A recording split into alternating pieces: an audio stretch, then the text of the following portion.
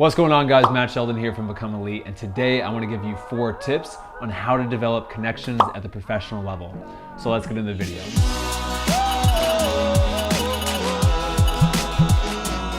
Before we get into the talk, here's a quick word from the sponsor of today's video. So my skincare routine is all about simple and effective solutions. I want something that's going to be able to take the guesswork out of the entire process and also something that's going to get me results. And that's why lately I've been using Lumin. Lumin is a men's wellness brand that delivers high quality and easy to use products directly to your door at an affordable price. And they're kind enough to sponsor today's video. Their expert curated products are jointly developed by the best in Los Angeles and Seoul, South Korea. And for a limited time, they're offering you guys a free trial of their tailored routine sets based on your skincare needs. Personally, I've been using the classic maintenance set, which is great to deep cleanse the pores, which is perfect for athletes like myself. The classic maintenance set comes with the charcoal cleanser, exfoliating rub, and the moisturizing balm. I use all the products right before bed so I can go to sleep feeling fresh and clean. First, I splash some water on my face and use the charcoal cleanser on damp skin. After that, I rinse everything off, dry my face, and then I use the exfoliating rub. And finally, I moisturize with the moisturizing balm. Quick, simple, and easy. Since using the products, I've actually noticed clearer and healthier looking skin. And again, I just absolutely love how fresh and clean I feel before I go to bed every single night. Like I said, what I love about Lumin is how they take the guesswork out of everything and they give me a formula for my skincare needs. So click the link in my description to build your skincare routine and look your best ever with a tailored free trial of Lumin skincare sets. Just pay shipping. Thank you again to Lumin for sponsoring today's video.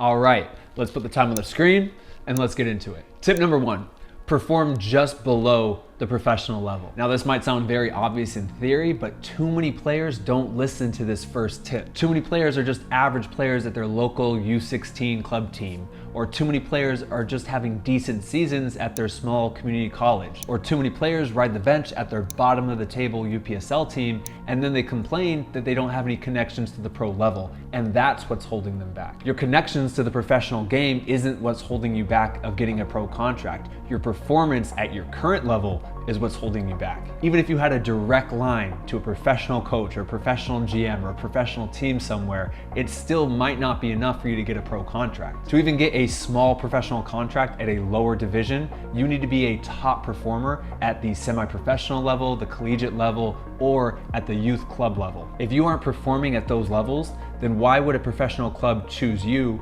over someone that is performing at those levels? Now, if you are performing at the semi-professional level, the youth level, or the collegiate level, you need to ask yourself, are you at a low level standard for those leagues, or are you at one of the top places that you can be at? Sometimes if you're feeling like you're at a dead end at that level, you need to look at a better performing team within that same league. Use your performances, your highlight video, and your CV to push on to the best youth club in your city, or to push on to the best D1, D2 schools in the nation, or to push on to a top of the table NPSL, UPSL, or USL League 2 team. Then once you get there, perform there and watch as your connections grow and your opportunities grow. So tip number 1, you really need to perform at the level just below the professional game to develop the connections necessary to push upwards. Tip number 2, don't underestimate your current network. Once you listen to tip number 1 and you're performing at the level just below the pro game at a top school, at a top semi-pro team, or a top youth club, now you cannot underestimate your current network of connections that you've built.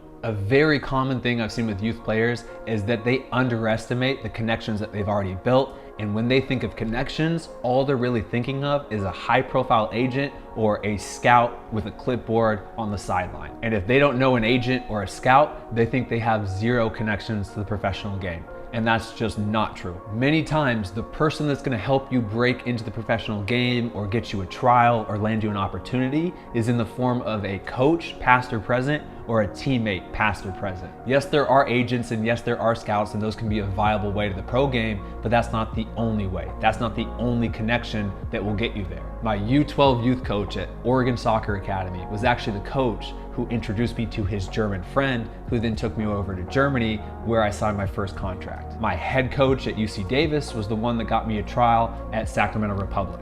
And one of my old teammates who I just stayed in contact with was the one that brought me in to the Orange County Blues, where I signed my first fully professional contract. And yes, to be fair, I have used an agent to get me a trial over in Iceland, and I have been scouted by a professional scout, and he helped set me up with professional opportunities. But to be honest, majority of my opportunities have come from old teammates or old coaches. And many times it's your old teammates and coaches that actually refer you to those scouts or refer you to those agents. So my advice to you guys is, when you're ready to push on to the professional level, you need to sit down and have that uncomfortable conversation with your head coach or your assistant coach, or maybe even a GM, and talk to them about how you're ready to push on to the professional level, and ask them for their advice, ask them for their help, and see if they can do anything for you to help you achieve that. I would say that almost every single collegiate coach, every single semi-professional coach, or every single high-level youth coach has connections to the professional game, whether that's through a scout,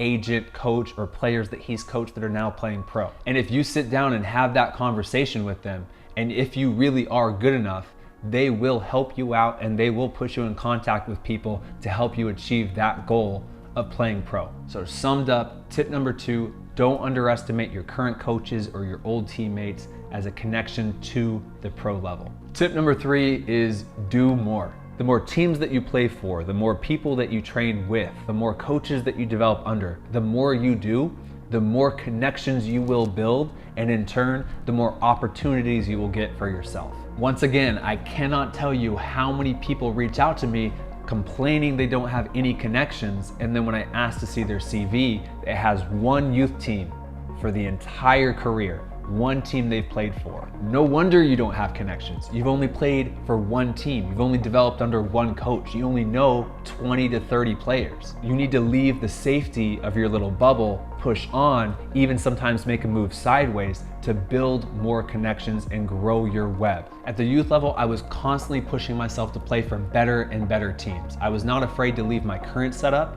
to a better setup if the opportunity presented itself. I started on the B team of a decent team in Portland. In a couple years, I was able to move up to the A team of that decent club team. A couple years later, I moved to the B team of probably the best club team in the state of Oregon.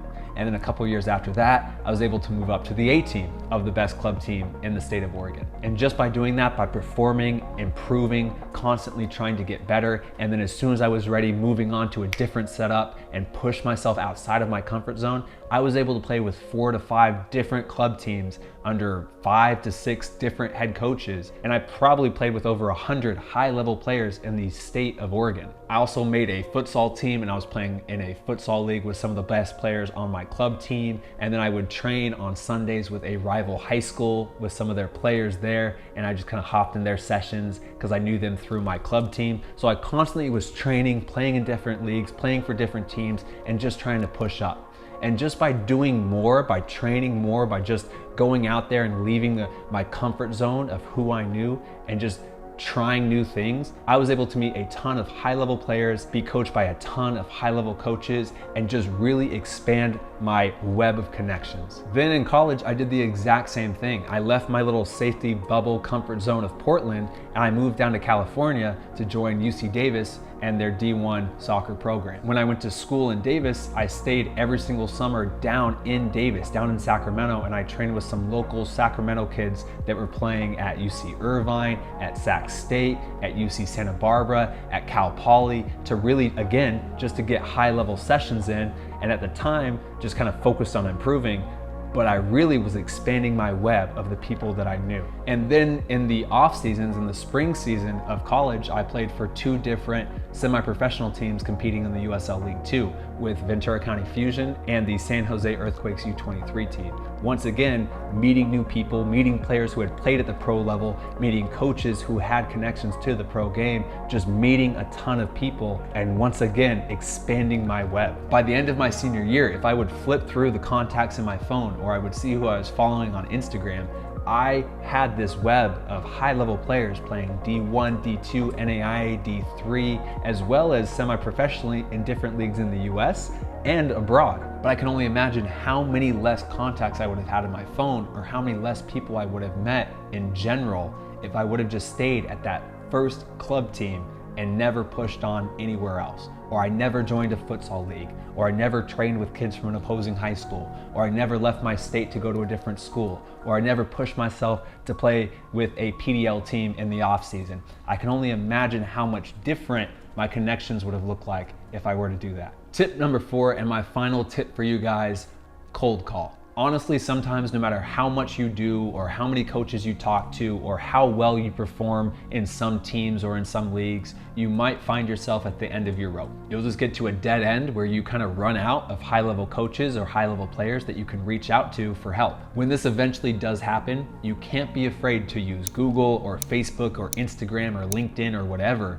to reach out to some random agents or scouts or coaches or whoever and send them out your highlight video and CV and see if there's any opportunities for you. And nowadays, this is incredibly easy. You can literally just pop on Instagram and type in football agent or US soccer agent into the search bar and be flooded with a ton of results. And then once you find one person or you find one agent or whoever, they even give you a little button that you can click that recommends more people just like them. You definitely will feel a little weird, you will feel a little bit like a stalker, but it does work. And obviously the quality is gonna vary a ton. But if you do your due diligence and you look at their website, you look through their profile, you look at the players they're representing, maybe even reach out to a player they represent to see how they like their agent, you really can find a few good resources. And then you can also repeat this process on Facebook or LinkedIn or Google or wherever. And keep in mind that the better CV and highlight video that you have, the better the response rate that you're gonna receive. If I were to send out my highlight video and CV with where I've played at and my experience and everything, I guarantee I would get a better response rate and a higher success rate than someone coming fresh out of a D2 college. And I guarantee they would have a better response rate and success rate than somebody just playing at a local youth U16 club team. And if you don't have a highlight video or CV at all, your chances will practically be zero. No agent will ever take that message that you send them seriously if you don't have a highlight video that they can look at, evaluate you, and then send off to pro teams for you. You need to have a highlight video and CV. And if you don't have a highlight video, then stop watching this video because your problem isn't connections. That's not what's holding you back from the pro level. Your problem is that you need to perform in a league or with a team that records their games so that you can then get highlights, create a highlight video, and use that to propel yourself up to the next level. So those are my 4 tips on how to develop connections to play at the professional level. I hope you guys liked this video. If you did, please hit the thumbs up button, subscribe, and I'll see you guys in the next video. How'd I do on time?